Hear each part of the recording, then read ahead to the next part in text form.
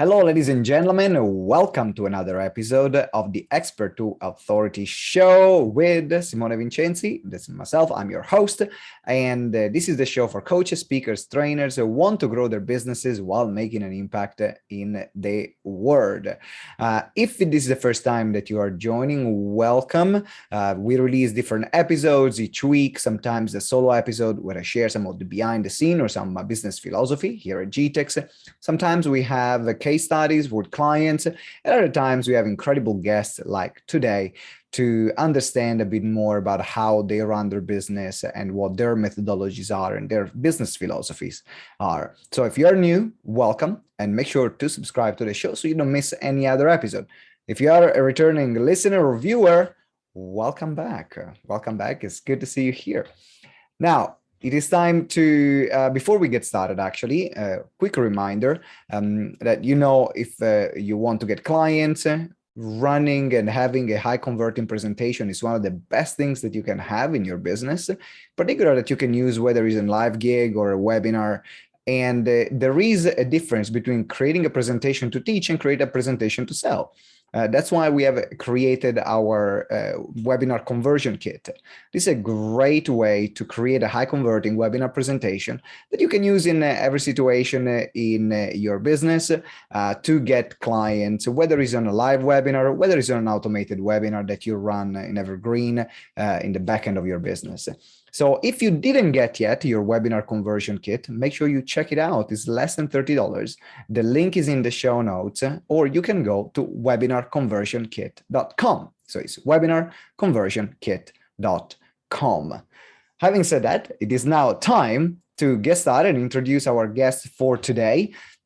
With 20 years of experience in B2B sales, online marketing, virtual selling, and being the creator of the problem-solving selling process, he is on a mission to help coaches and consultants go from financial pressure to financial peace. With how to help the right people feel confident to work only with you, please welcome Eddie Sand. Andy, welcome. How are you doing? Hey man, what is up, Simone? Thank you so much. Hey, congrats on that website, by the way. That's amazing. You got that website, the webinar website, the webinar conversion kit. Yeah, conversion kit. Wow, that's awesome. Everybody needs to get that for sure. I completely understand what you're saying. You need to have a presentation that works, so they got to get it. So what's up, Simone? Thanks so much for having me here, man. It's great to have you here. I know we met at one of the masterminds that we did. We immediately vibed. We had a couple of calls and then said, okay, we need to record a show because you do important work with coaches, consultants. These are the people that are listening to our show, in particular to help them go from financial pressure to financial freedom. But before we get there and your methodologies, because there are a few interesting things we are going to cover today, I'm curious to know from you, like, what got you started in this space? What is your story? Ooh, you know that question. The short version, not the 5-hour long one. Right. I tell you what. Well, you know what? I'm just fed up.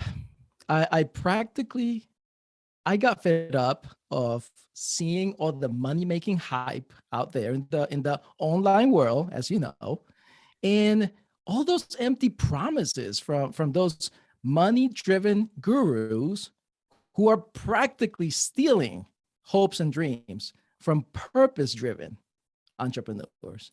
And this is why I'm here. This is why I want to give as much value as possible today. And that's what drove me to basically say, you know what, it's time.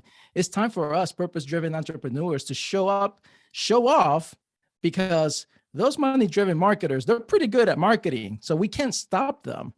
But you and I and everybody else, purpose-driven, needs to show up more and more often and with conviction so that we can change the market for good. And that's why, man. No, that's why we connected. We are part of the same mission. What was your background before going into the consulting and coaching space? You know, I was in sales. After leaving the Marines, I decided I wanted to go and do sales, and I ended up selling colognes on the streets. Oh, wow. So from the Marines to selling colognes, and how, okay, let's stop there for a moment. How was that transition? Holy smoke. Okay. I will tell you, that was when I learned about rejection. Mhm. it was it was horrible. It was an awful experience. And I couldn't tell you how many times I kept trying to do better and to sell something, but it did teach me something. Because after that, I was like, I'm out. I had to go get a regular job, but it taught me something. It taught Mhm. me that there's a skill to be learned to communicate the right message to the right person. Yeah. That's where it all started. And yeah, man, I ended up after that, from job to job, I ended up in sales and marketing, selling in the fitness industry for 12 years. 12 years selling fitness gym memberships and fitness programs, and fitness supplements, Mhm. all that good stuff. That's how I ended up here. Little by little, I learned the skill of communicating with confidence and believing in the product. Obviously, that was one major thing, and having the mindset of supporting and helping. But I was the outsider, Simone. You know what I mean? Like my sales managers, when they saw me selling, Yeah. they thought, no, Eddie, you have to sell more. You have to do this. Or why didn't you close them? It was I wasn't sure if I was really fit for sales back in the days. And Mm. it was just little by little when I started meeting the right people, the right mentors, the right programs, I found out that there is a skill, but there's two paths. One is the money making path, which I was in and I couldn't fit. Mm. And then there's the purpose driven money making, but purpose driven sales path. And then when I found that, I was like, oh my goodness, no, it works. you know, Things just worked. So Now, well, that's a little before bit about me, man. yeah, before we go there, I have two questions. Yeah. One, going back to the marine to selling perfumes on the street. Yeah. People think marine, you're tough. Tough. You're I tough. know. I know. Right? You're tough. You can handle that. You can handle stuff. right.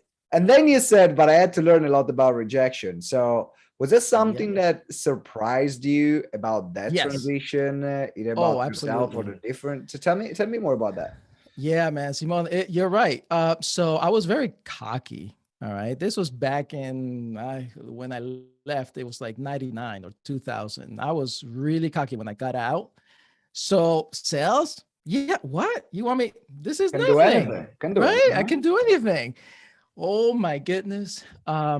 It was a personal emotion. That there was a part in me that did not appreciate that. It did not appreciate the negativity or the no's or leave me alone or are you here to mug me? Like it was really bad and I could not comprehend because I was on a mission. But the mission failed every time because I couldn't understand or communicate that they were not really going after me. I wanted people to like me, but they seemed to not like me when they And spoke. I guess you come from an environment where, I mean, from the outside world, working for special forces, working for the military, by the Oh, public, you're appreciated. So you yes. go from externally, I don't know what's the environment like inside the marine, but from the outside world, thank you for your service. Right. You're always appreciated, and then Yeah. come from like get out of my way. I don't Yeah, want to talk to you exactly. now. Exactly. Like, why are you talking to me? Or, I mean, it got to and I guess if anything, the biggest, I think one of the major things is that being in the Marine Corps, we have structure. We're all about the mission and Yeah. we're very clear. Therefore, our path to accomplish the mission that was it. That's what we live for. Mm. And there was always rewards, not reward that we got inside internal saying, hey, great job. No, the reward was that we accomplished the mission. Yeah. So therefore, when I come out, you're right. everybody looks at a Marine with the uniform. They looked at me. They're like, oh my goodness, let me take a picture with you and this and that. And so that I felt like, all right, everybody likes me. That's not the case. People are still people. And so that shut me down so quick, and realizing that, wow, it's hard. Sales, it's mindset hard. But after that, like I said, after that experience, it taught me the there's a process. Just like we have a structure to accomplish the mission, there is a process to be learned. It's just that it was my first run. Was your first round, and I think that I'm spending quite a bit of time here in this part of your journey, Yeah. because I found a parallel there. My background was in the catering industry before starting my first company, as an event company and training company, and I then transitioned out of catering to a more flexible job as a fundraiser door to door for charities.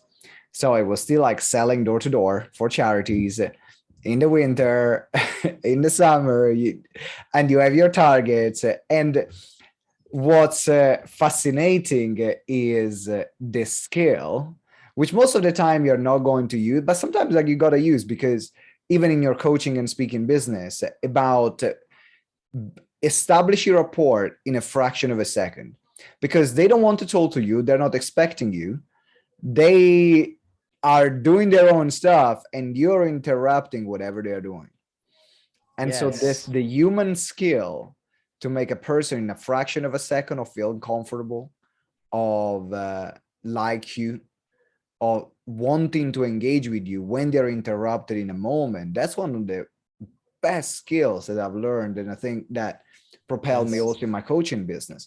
I'm not saying that as coaches that you will stop people on the street. Please don't. We're not advocating that. We are not saying that.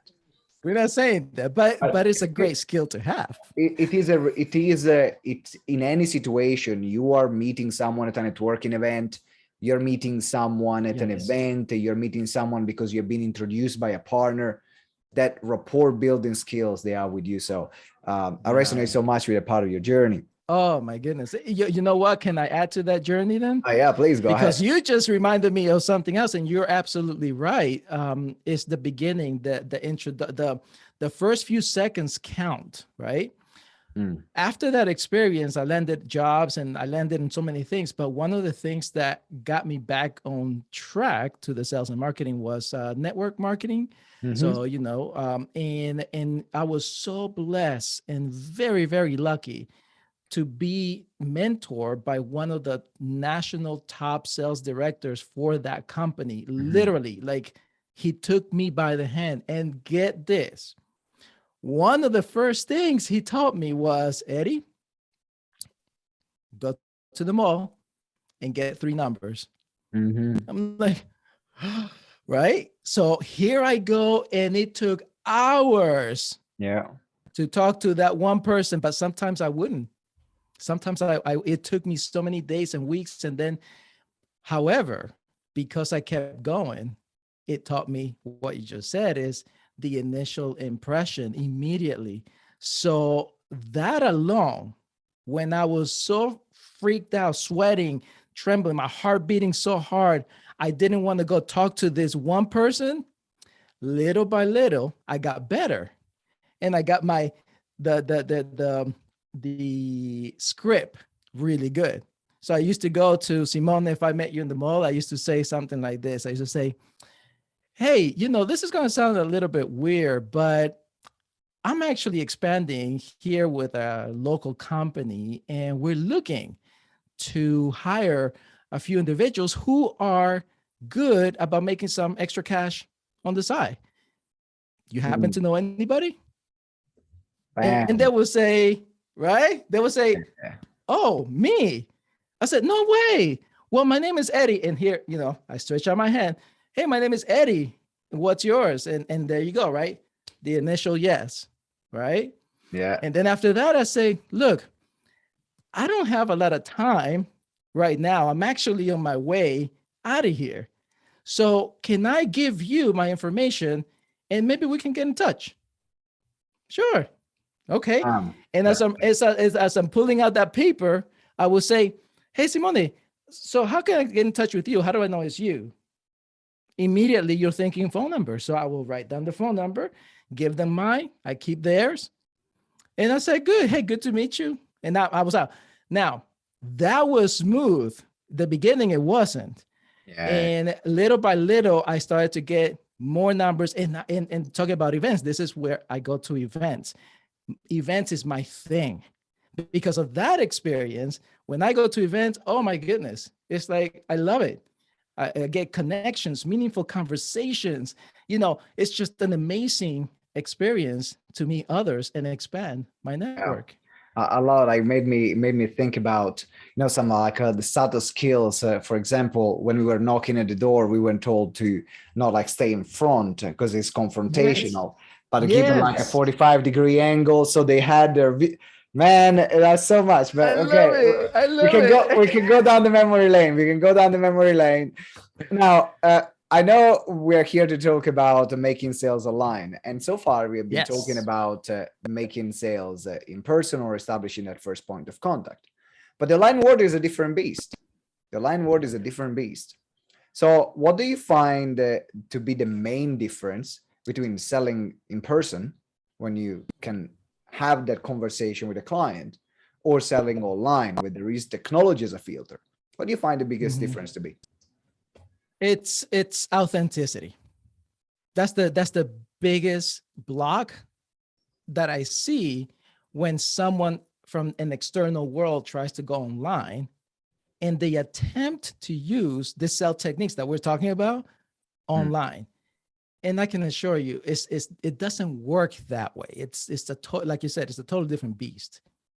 But the beast can be tamed by just number one, providing who you are, authenticity, and mm, giving and support content. Because we got to remember the foundation of online marketing, online business, right, is content. People go, we have our phone for what? To look up information to help us.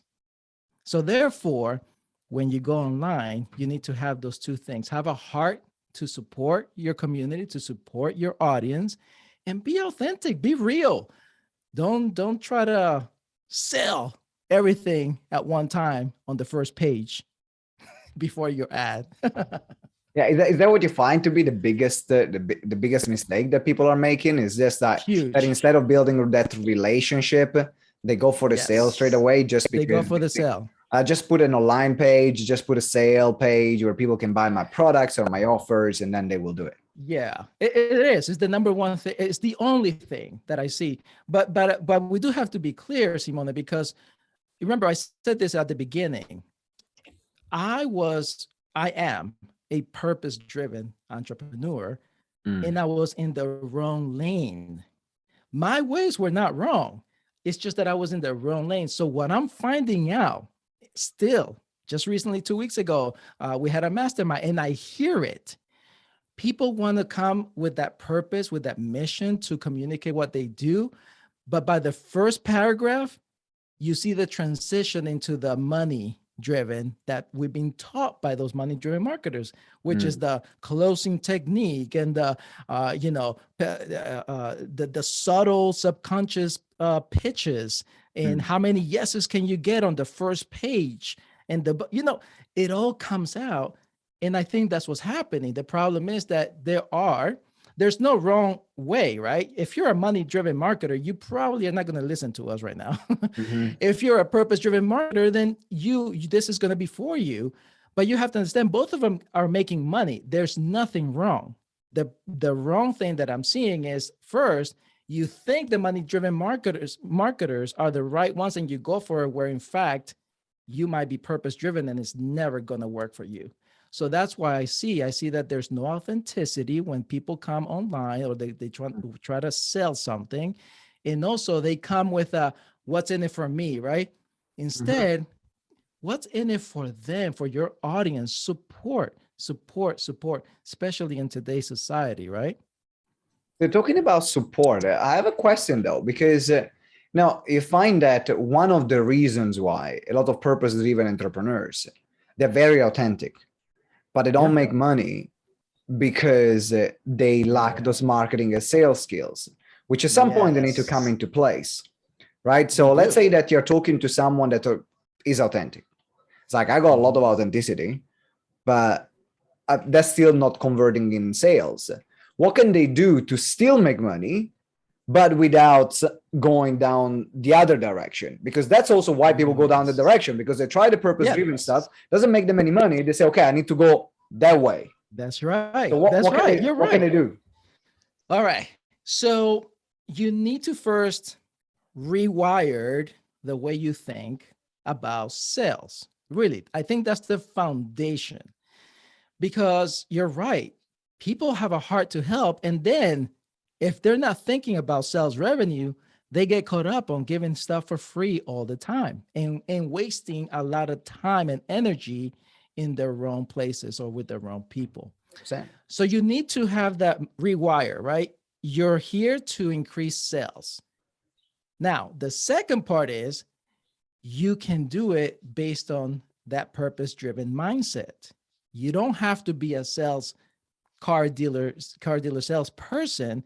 You can do it this. And I'll give you an example. This is a really easy example to remember. Mm-hmm. So when you finish a conversation, the times that you felt that, wow, that was a great conversation we had, must have been those times where you spoke a lot about who you are in your life, Yeah. right? So therefore, if that's a principle that always works, that's what I'm talking about support. When I have conversations with individuals, I call my conversations meaningful conversations, because I set the tone, right? Mhm. I set the stage up immediately, and I say, hey, Simone, we're here on this conversation, and I want you to know that the outcome that I have for this conversation is to hear what's on your radar, Mhm. and if there's a way that I can support you, and if not, I'll still understand what you're looking for. And 3 months down the road, 6 months down the road, I'll be able to remember you Yeah. immediately. Every conversation I have, you can tell the wall just shuts down. Like it opens up the gate, and they're like, oh yeah, and that's it, and it's game on. However, as I'm giving support, Mm-hmm. I also come to those points where I must share what I do. And when I do that, they get to hear who I worked with, Yeah. what I've done for them, but they also get to see how I'm able to help them right there, because I'm helping them.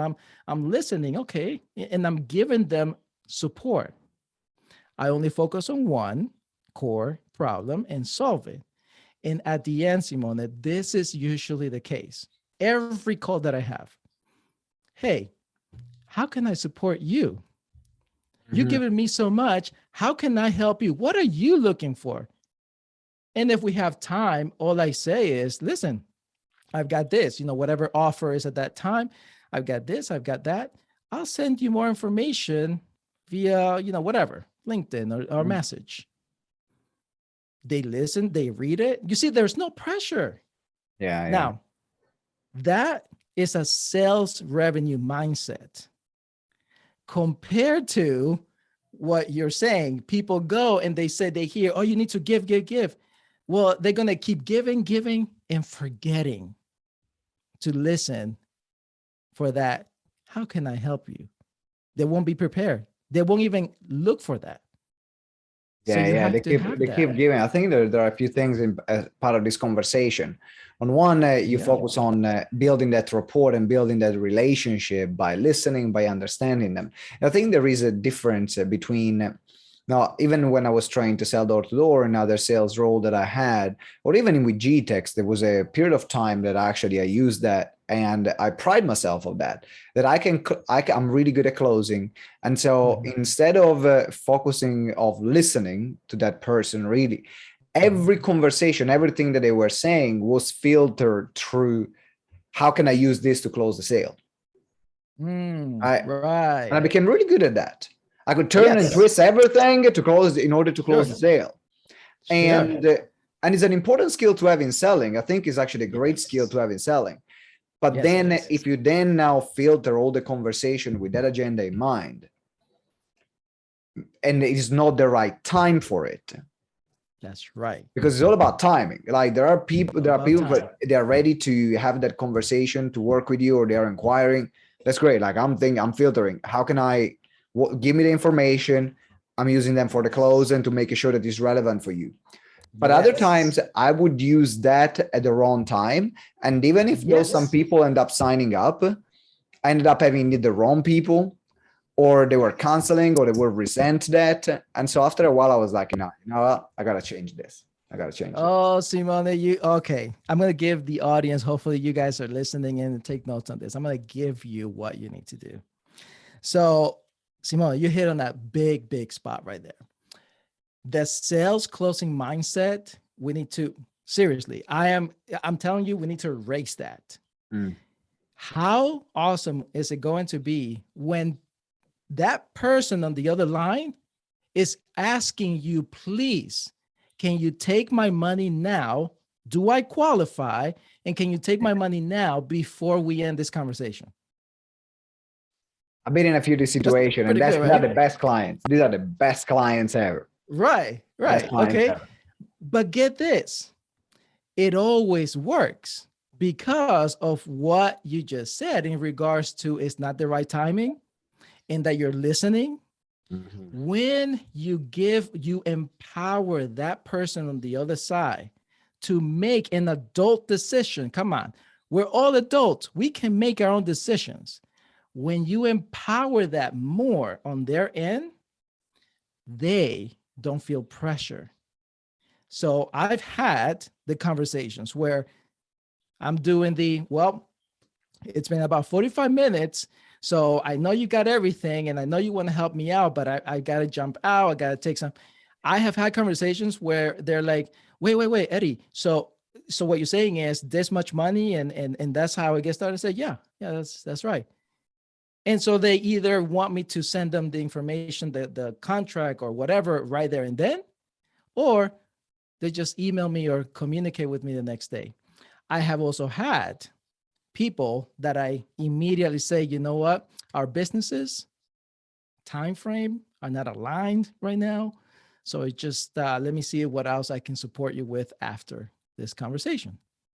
How important is for you to follow up though? Because in that way, So yeah, there is this thing which I firmly believe, talking about yeah. sales, the fortune is in the follow up. You know what it is? And the follow-up is simply easier. Because remember, we think follow-up as sending an email reminding them of all the benefits and all the features, plus a bonus to buy now. Yeah, Right? true that. Right? Okay. A 72-hour window, You got a and 72, right? 2-day window, or a 3-day or whatever. Right. And then what's worse, you'll send after 72 hours, you'll send another email saying, well, you missed out 2 of the bonuses, but you can still get in Still get at the in. rest, Okay, yeah. 100%. All right. My follow-ups are not that way. My follow-ups are simply, hey, great conversation. Here is some of the things that I share with you. Because remember, I'm focusing on one problem, not fixing everything. Yeah. And I'm giving them how to fix it. You and I understand that human beings cannot fix it on their own. Therefore, they are thinking who to hire. And here I was. So I have to remind them, here is what we talked about. This is how you are going to be able to improve your situation. Connect with me. You know how to find me. Connect with me when you're ready. Mm-hmm. Simone, I took a company last year, and okay, I'll tell you this. Their calls, right? I had to see their calls, and their Zoom calls were not the right thing. And so they hired me to go in and make the real sales. They were averaging about $1,000 per call. And they were begging, Simone, it's like, this is how they were doing. Hey, Simone, so you're ready? So you're ready to get started now? So does it sound good? Let's get started. Yeah. Right. And there's that uncomfortable feeling. And there were some times where they would say, okay, Simone, you have to get a credit card. No problem. I'll wait for you here while you go get it. I'll start the process of your paperwork right now. I'm thinking, oh my goodness, talking about not bringing sales like that to online, business marketing. So when I go in there, averaging about a thousand per call because they were begging for the deposit. Yeah, yeah. I took them to per call 25,000. I had a $30,000 bank wired per call. Now, you're probably thinking, oh, I had to like really work on this, right? And close the sale. I never asked for the sale because of what I just gave you. And again, if you're watching this, I hope you can go back, and I just gave it to you. You've got to empower them. Let them make the decision. You already know what you have. Like you said, Simone, I've listened to the problem, and I know I can help, but let them be empowered. So it was those type of situations. So it's a different mindset. I feel that that's the mindset that we need to focus on, is understanding that, yes, you need to support, but you need to be very precise. Focus on one thing to support. Yep. Let them ask you what you do and why you do and what you do. And they'll give you the support that you need. And they may be the client that you want. But here's the next thing that you want to remember. Every conversation that you have is not the person that you want to enroll. See, that's going to help you big time right here. Yeah. Your mindset should not be focused on that one person. It should be focused on who do they know, their network. When you do that, your presentations become consultations. Your sales scripts are gone because your communication, you're building relationship. And all you're thinking about is supporting them because they don't buy, but they'll love you.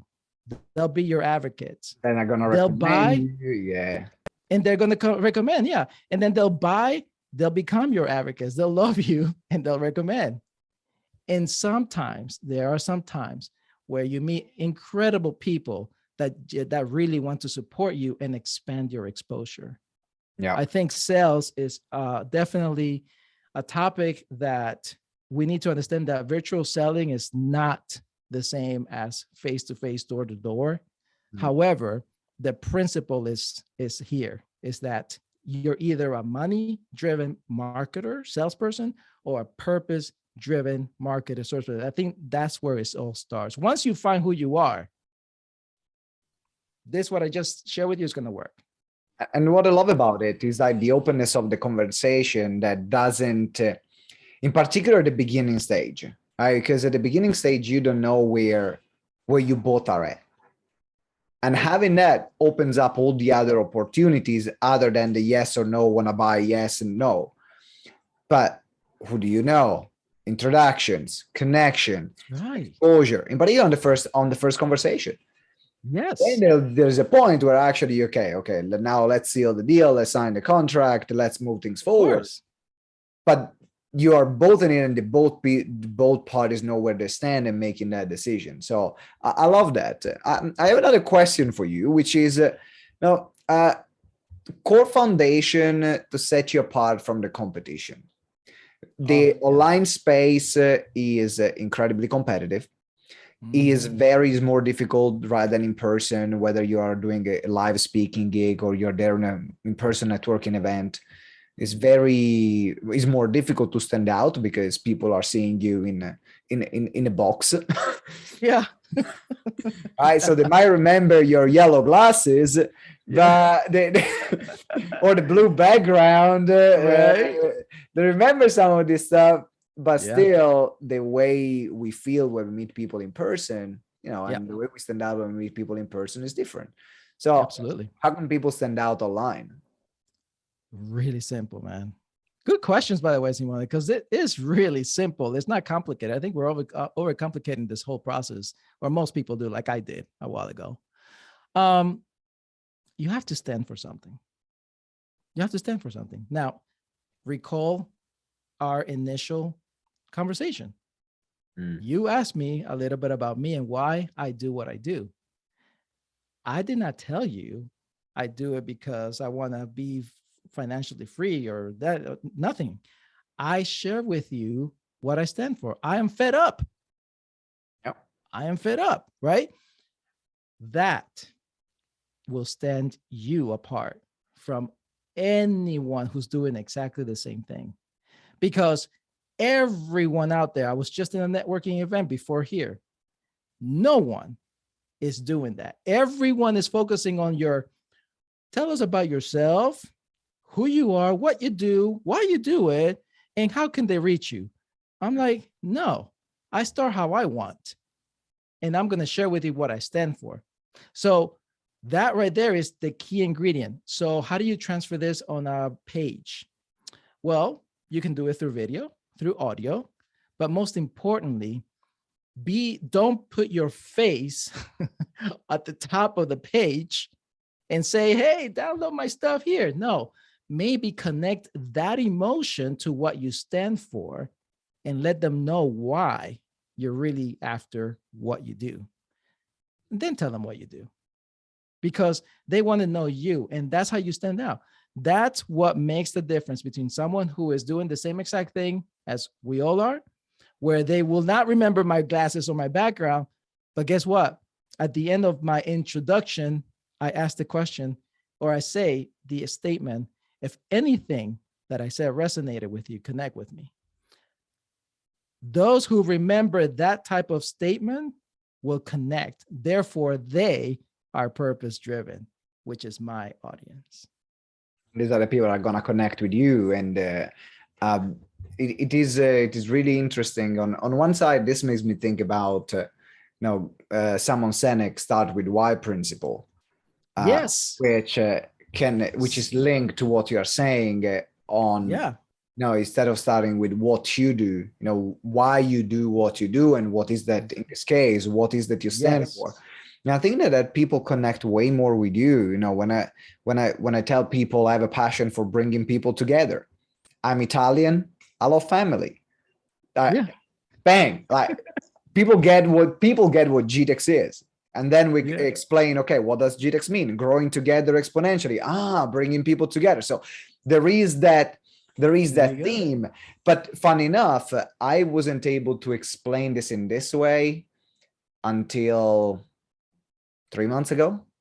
I've been awesome. GTeX is 9 years old. Yeah. Right. But I didn't understand in that. So it's always been a community about bringing people together. But I didn't understand that was my differentiation point.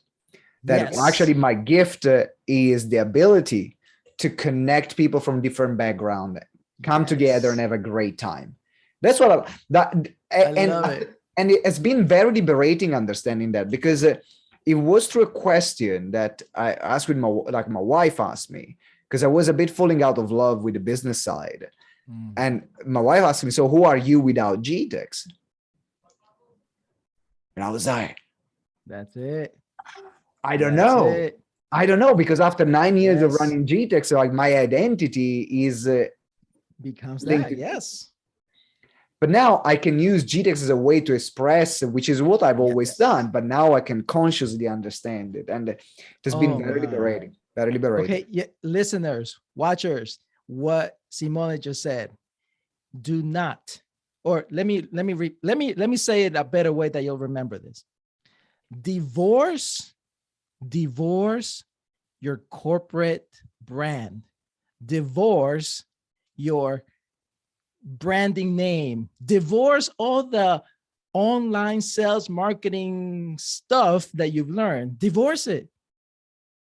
And then find yourself before you get remarried into your mission. Because that's what you did, my friend. I love it. 100%. I absolutely love it. I absolutely love it.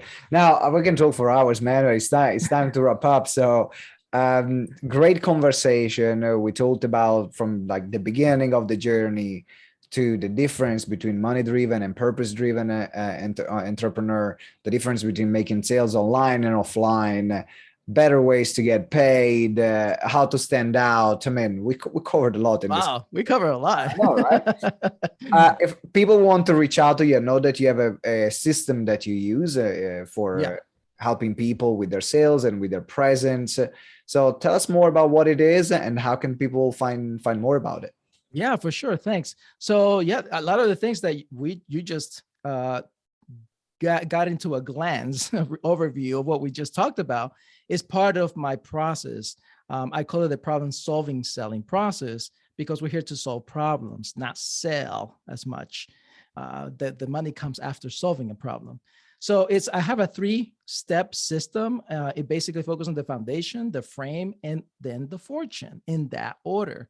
And it's 6 steps, 2 steps in each of those processes to make it better. And I can practically give it to all your audience and listeners. I guess they can connect with me through maybe LinkedIn or Facebook, and I'll be glad to just send it over to them. It's a nice little graphic, and it tells you exactly the steps that we kind of covered today. Make sure you get it. It Yeah. is so you can see all the process, all the problem solving selling process in action. You can connect with Eddie on LinkedIn or Facebook. Both of the links are in the show notes or in the comment section. Or the description section, pardon me, of the podcast, or if you're watching this on YouTube, you can click there, connect with Eddie, and let them know that you're coming from GTeX podcast. Okay, let them know, listen to GTeX podcast, and I love the framework. So then he knows why you're connecting with him. If you just send him a connection request, he will not know that you're coming from the podcast. I won't know. Who are you? So make sure you introduce yourself when you connect with Eddie and let them know you're coming from the GTeX podcast and you're interested in the framework. Eddie, to wrap up the conversation, any final message that can wrap up the conversation that we had, or the message that you want to give? Yeah. I'll leave you with this message. It's very important to me. And I think to everybody, pay attention to this. You are more than just a body. You've been given life, and it's not a coincidence that you're listening or watching us today. You've been created for good works. You may not have good experiences, but every piece of your life and every moment in your life is meant for good. Think of your experience. What would anyone benefit? Think of your talents. What would anyone else will benefit from what you can do? And think of your strengths. You made it this far. I'm sure you'll encourage someone out there. So all your accumulated experience, lessons, moments, triumphs, failures, talent, and all these things are connected to only you, my friend, only you. So now go and start this year believing in yourself. And that's what I have for you guys. Ladies and gentlemen, Eddie Sand. Thank you, man. It has been a great interview. Thank you for being here. Make sure you connect with him on LinkedIn, Facebook. Links are in the show notes and the description. If you haven't subscribed to the show, make sure you subscribe, and also leave us a review if you enjoyed what you. I'm assuming that if you're here, if you're still listening or watching, you have enjoyed the show. Otherwise, you would not be here. So please leave us a review. They're the lifeblood of the podcast, so we can have other incredible guests like Eddie. Until next time, have a fantastic rest of the day, evening, whenever you're listening. And always remember that together we grow exponentially. Ciao.